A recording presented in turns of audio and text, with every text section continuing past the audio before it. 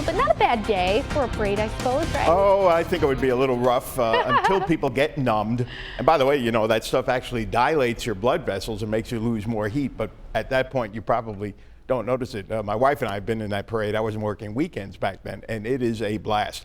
Okay, around here, we still have some limited lake effect snow that we're going to be dealing with. Let's see how the day went on our SkyCam time lapse. And snow showers were most numerous this morning, and at that time up in northeast and northernmost Erie County, parts of Niagara County, snow was coming down at a pretty good clip beginning around 1 o'clock in the morning last night.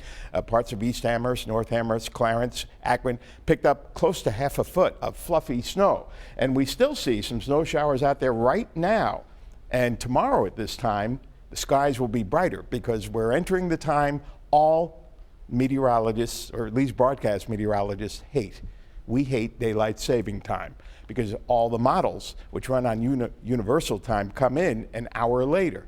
Got to whine about something. 18 degrees with a 12-mile-an-hour breeze. It is a little uncomfortable. This is the European model, and I don't normally lock into one model, but I think the estimates coming in from this model are pretty close to my very early estimates up here on what kind of snow totals we can expect by the time we get to late Wednesday. The snow doesn't pick up too much in rate of fall until midday or afternoon Tuesday. Then the winds begin to pick up.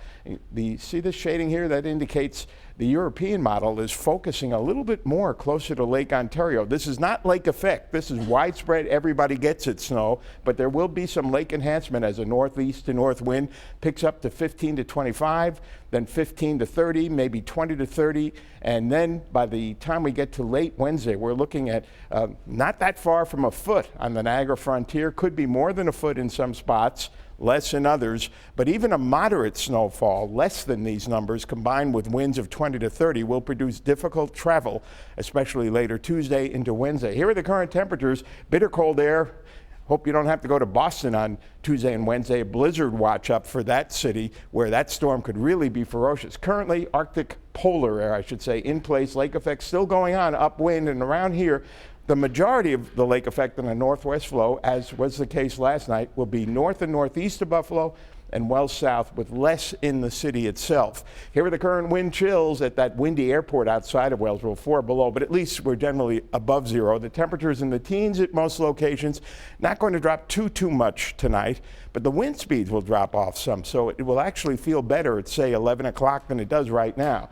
Still a little bit of lake effect around tomorrow, not as much as today, a little sun, kind of quiet tomorrow night. And Monday at the end of the day, the snow begins to show up, light snow Monday night, picking up Tuesday afternoon when that coastal storm kicks in its influence. 12 degrees for a low tonight, not time for me to go yet. Isolated 2 to 4 inch amounts, mostly north and south of the metro area. Spring ahead, you got to do it at 2 a.m. Federal statute, just kidding. 22 for a high tomorrow, scattered light snow showers but they'll be weaker than we had this morning. Limited sun, not as much wind chill. And then tomorrow night, 13 for a low. We go down to flurries. Monday, dry during the day, but light snow overspreads the region at night. The breeze picks up on Tuesday, especially in the 7-day forecast. Travel could become rather hazardous during Tuesday. The morning commute a little slow, the afternoon commute worse. Wednesday, windy with frequent snow, lowered visibility, difficult travel, 24, and we're out of it on Thursday. And then at the start of next weekend could be a weak system that could bring some snow. This has some real potential this storm. Thanks, Don. Also potential, the Bills making some moves today in the offseason. Yes, the Bills with a couple re-signings, including a fan favorite. We're going to hear from linebacker Lorenzo Alexander right around the break. Plus, the historic season for health sciences continuing today. We've got all your hoops and hockey playoff highlights next. You're watching 7 Eyewitness News at 6.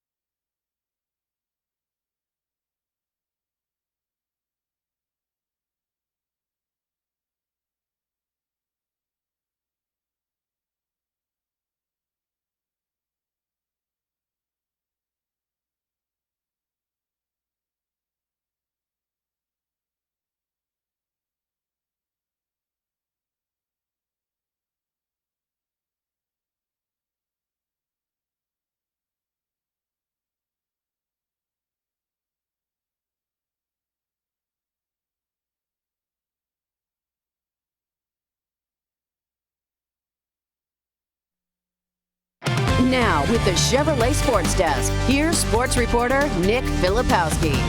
Welcome back. This was the tweet that got the fun started just a few hours ago. Lorenzo Alexander letting Bills Mafia know he's returning to finish what he started a year ago. And for a guy who has been a career special team star, he was thrown right into the role as starting linebacker a season ago and flourished, earning a nice payday in the process. His new deal reportedly 2 years, worth $9 million. Now, how exactly he'll fit in a new head coach Sean McDermott's defensive scheme is still unknown, but here's a little refresher on Lozo. At one point, led the league in sacks, finished with a career-high 12.5, was named to the Pro Bowl, and, oh, by the way, was the Pro Bowl MVP.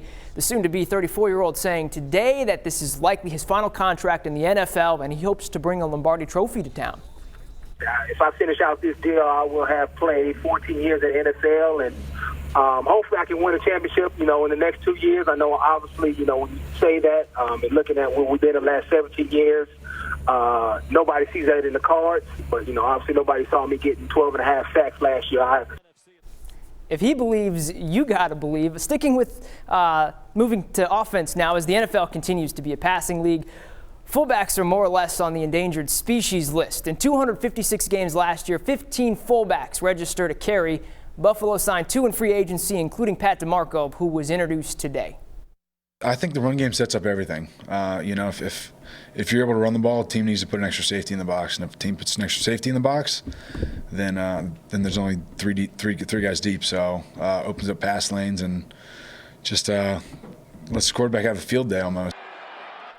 Yeah, maybe we'll see a little more of the play action pass, and hopefully Taylor will see those passing lanes and have himself a field day. All right, to the offensive line, the Bills reportedly re-signing.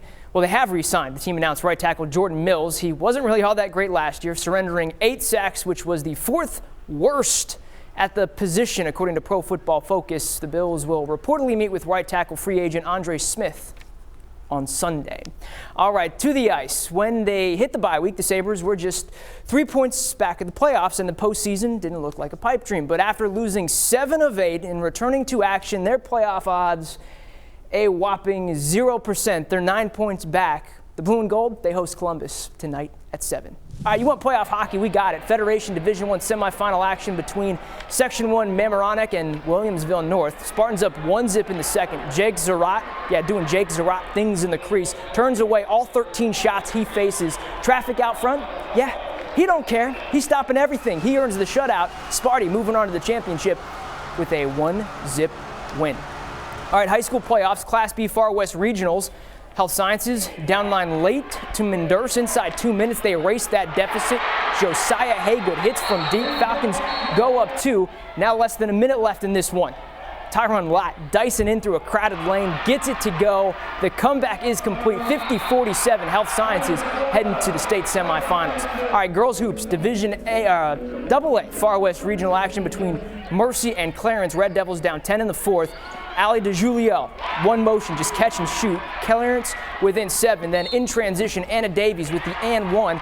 Red Devils pull within 5, but can't get any closer than that. Mercy moving on to the state semis, 47-40, your final there. Class A, the Tigers of Amherst in a dogfight against Pittsford Mendon. Second half, Amherst down 2. Morgan Hall dropping in 2 at the 10, ties things up at 51. But the Lions end the game on a 10-6 run to advance to the state Final Four.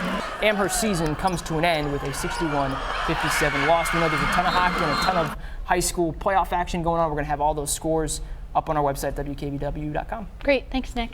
And checking in with Don one more time because I know that there's some active weather coming in Yeah, the and next few days. even tonight, watch out for late evening, late night lake effect picking up again a little bit when we lose the sun's heating, and still some around in the morning. The general snow arrives Monday night, picks up especially Tuesday afternoon into Wednesday with gusty winds more at 11.